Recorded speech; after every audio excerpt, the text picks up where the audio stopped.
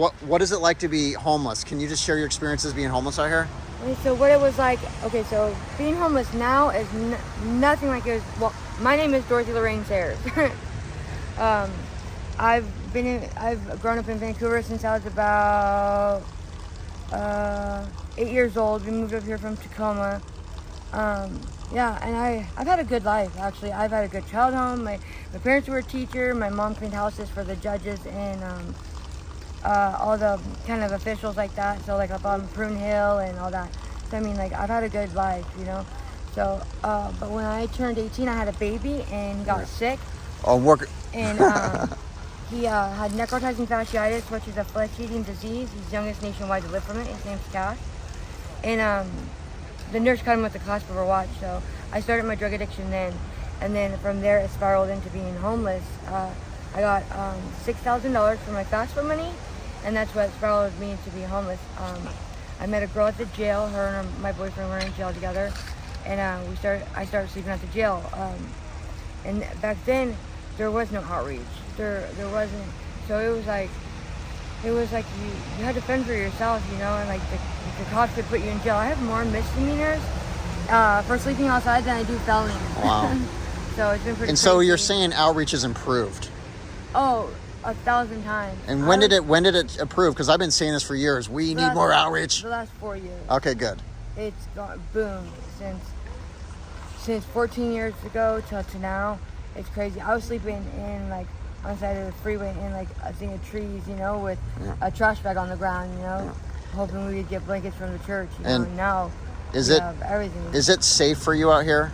No, absolutely not. Can you maybe expand on why? I'm a victim and a survivor of human trafficking. It's so bluntly in everybody's faces that they don't even see it, you know? And this happened to you while you were on the streets? It happens now.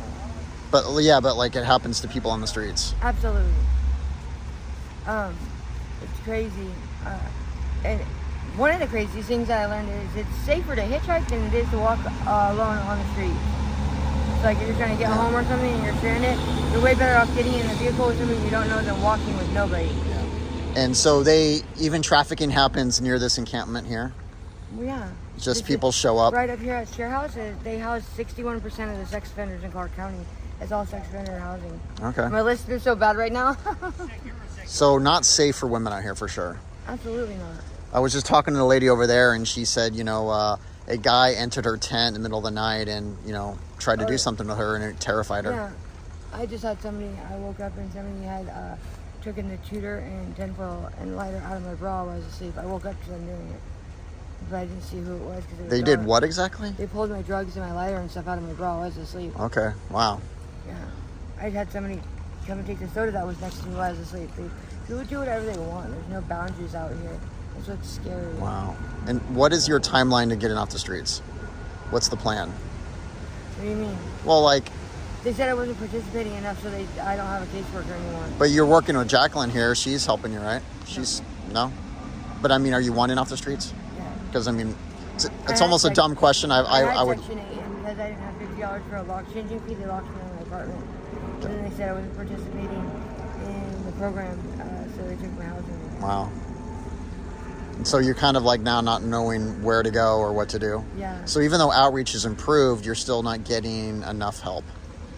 You know, like outreach meaning I see you, I'm talking to you, you gave me a lunch, but there needs to be more.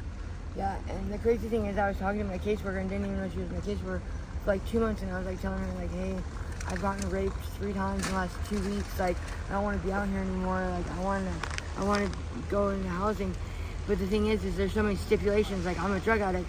I'm not ready to get clean yet. I'm close, but I'm not ready. But that doesn't mean I should be out here with a serial killer. Oh, so you've heard about the serial killer? Yeah. Absolutely. Well, it's interesting. This is a lady that, you know... I was the last person to see Charity before she got killed. So the woman I just interviewed also mentioned this, and he came from Portland. And in Portland, they call him the Viper. And it's a tall black dude who enters people's tents and does bad things. So that's terrifying. They don't have him in jail yet, do they? I don't think they do. I am so sorry. It's not just one person. I know. Actually, I heard there's at least 3. Yeah, it's a cult. 100% it's a cult. Wow. and it's mainly they're sex offenders, and they stick together. And what they do is they find girls who, how the girls see, and they say they can't really deem it a serial killer, but it is a serial killer because none of the girls are connected, and that's how they're connected. Because none of the girls are connected to anything, not to outreach, not to friends, not to family, nothing. They have no connection. They have nobody checking on them constantly, and that's how they're connected. Well, I've been doing outreach in multiple cities around here, and I've been hearing this over and over and over again. I think it's a worker. Social worker? Like an outreach worker? Wow. It makes sense. You know, because like we are on top of it so hard in the group. Like we would know if it was one of us, and if people do know that and it's one of us, and they're not helping us, then I think they're just as guilty. Yeah. I understand being scared. Trust and believe I understand being scared. I was tied down to a table and raped by 15 guys about 10 years ago. So, I mean, like, I know what it's like to be scared, you know? But to let it keep progressively happening to girls out here, then you're no better than the person who's doing it, you know? Well, I'm so sorry. Yeah. Well, I feel bad for the people that it happened to, you know? That's a shitty way to have your last day alive, you know? There's better things in life than this. There's better lives than this, you know? I would say so. But when it's good, it's great. But when it's bad, it's awful, you know? That's what makes life so precious, you know? It's a present, that's why they call it. It's a gift. Not every day isn't guaranteed, you know? You want to make the most of it and make sure you tell the people that you love them. You don't have to be the last time you see them, you know?